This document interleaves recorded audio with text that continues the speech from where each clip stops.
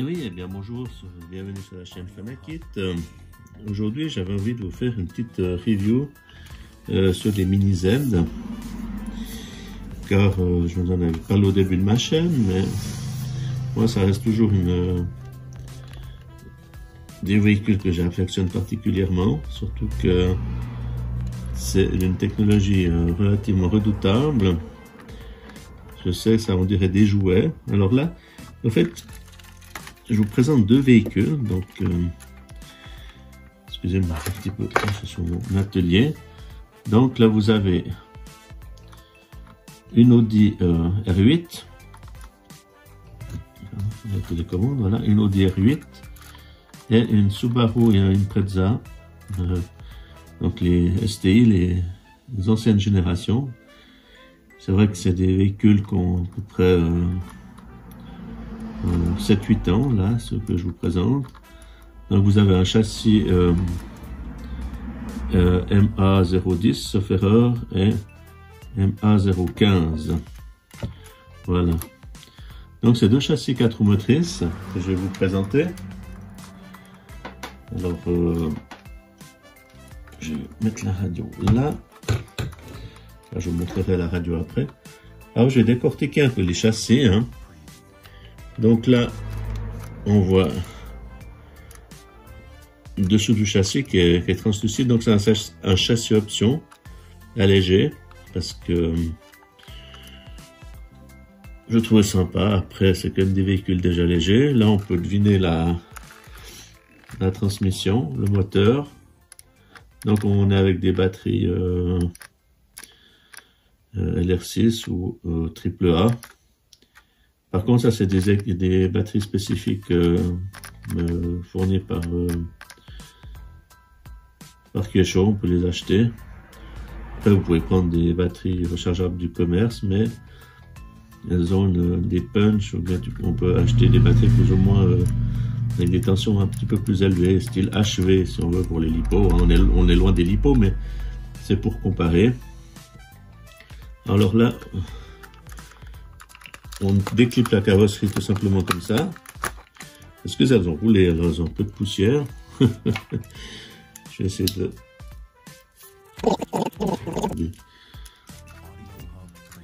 On est déjà sur des véhicules foncés.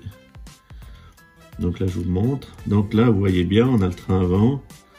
Et puis, ça va être difficile de voir. On a des petites fusées en aluminium, anodisées. Enfin, pas des fusées, des cardans. Donc là, j'ai mis un diff option à l'avant, un diff à billes. Et derrière, vous avez un diff standard à pignon planétaire. Puis là, vous avez un diff à billes que vous pouvez régler la dureté, donc pour qu'elle ait plus de grippe ou moins de grippe. Ouais, je suis un peu désolé de la poussière, mais je ferai le ménage. Donc on est bien sur le châssis, donc MA010, je sais pas si on arrive à le voir. Donc ça c'est dans les premières séries de châssis 4 roues motrices. Donc on voit l'implantation électronique, donc c'est variateur, récepteur intégré. Et puis donc c'est des véhicules où vous pouvez tout régler. Sur celle-là pas, mais là, il n'y a que le diff qui est réglable, mais disons que ça fonctionne comme une plus grande échelle. Vous avez des petits ressorts, donc c'est pas des ressorts hydrauliques, on est d'accord, mais vous voyez, ça travaille de cette manière-là. Donc c'est assez sympathique. Devant aussi, vous avez un servo progressif, je vous montre ça tout de suite. Je vais juste vous comparer avec le châssis de l'Audi. Bon, des magnifiques carrosseries, ça, je vous ai pas trop montré. Donc, on est quand même sur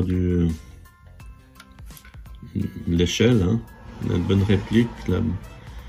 Je trouve que ce sont des voitures magnifiques, pour l'échelle. Donc, vraiment sympa. Je vous montre aussi la Subaru qui est un peu plus ancienne. Donc, elle a plus vécu. Si vous roulez sur moquette, hein, oui, même leur véhicule est 2008. Mais elles ont toujours leur petit cachet comme véhicule. Hein. Donc on est vraiment sur des répliques à l'échelle. Hein. Effectivement, c'est tout petit. Ce sont des véhicules qui sont quand même assez onéreux. Décidément, plus il y a de la lumière, plus il y a de la poussière. C'est terrible, surtout sur le noir. Voilà. Ok, ben alors là, moi je vous présente ensuite le deuxième châssis qui est un, sauf erreur comme je disais avant, MA015. Donc vous allez me dire c'est quoi la différence? Bon ben, déjà ici on a un câble supplémentaire et celle-là est équipée d'un gyroscope que j'ai rajouté. Donc on peut même les équiper de gyroscope, je vous montrerai. Là on a aussi le différentiel à billes, option, donc on voit les noix de cardan anodisé. Donc on peut régler la dureté, donc c'est un différentiel à billes. Par contre celle-là elle n'a pas le châssis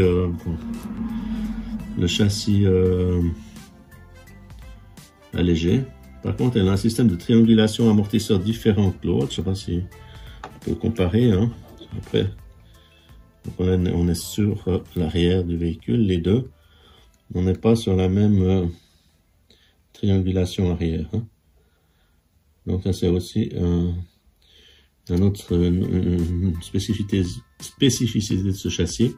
Et il a des biellettes pour régler le carrossage. Je sais pas si on les voit, mais oui, là on les voit. Donc quand même une évolution, une petite évolution. Et je sais qu'il existe le MA020 et le MA030 qui est une version brushless. Donc là on est sur du charbon. Hein.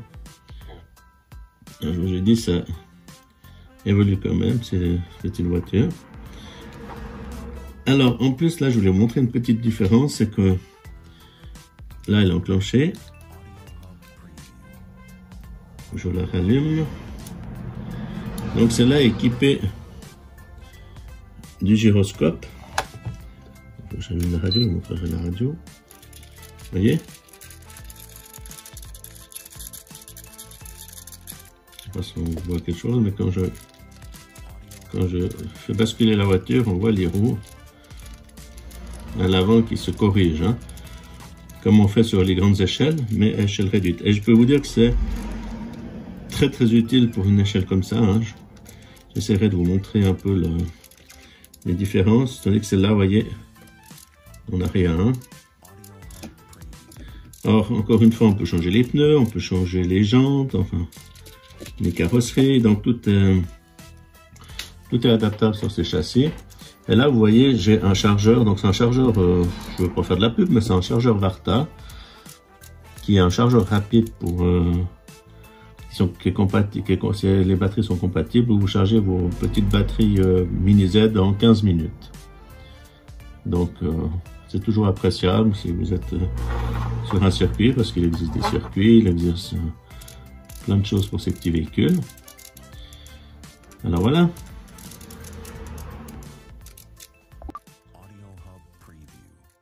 Alors on est sur notre châssis, là je peux vous montrer comment ça tourne.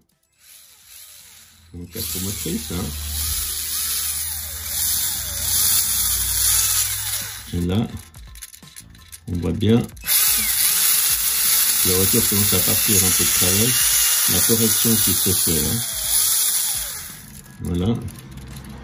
Je la repose. Ensuite, on a la direction progressive. Regardez. Le cerveau peut vraiment être tout en finesse. Le variateur aussi.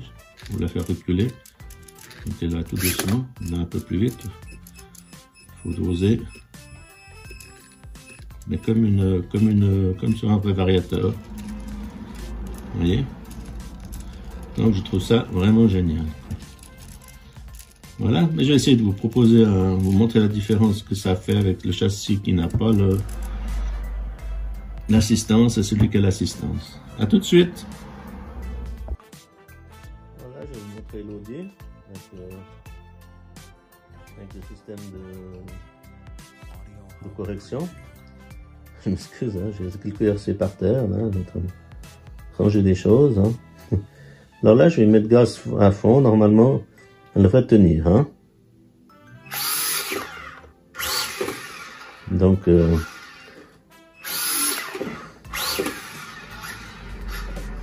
ça reste droit. C'est un petit peu court comme champ de vision, mais enfin, ça vous donne une idée.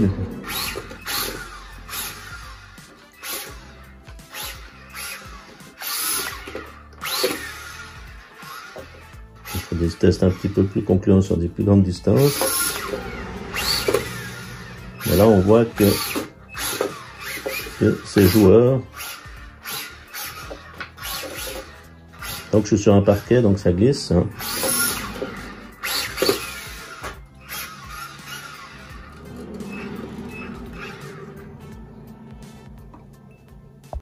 Voilà, cette fois je vais vous... Enfin, bonjour, cette fois je vais vous montrer la Subaru, donc qui n'a pas de gyroscope. Alors si je mets les gaz à fond,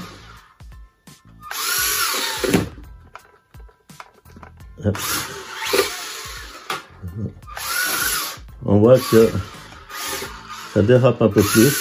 Voilà. Ouais, c'est moins précis.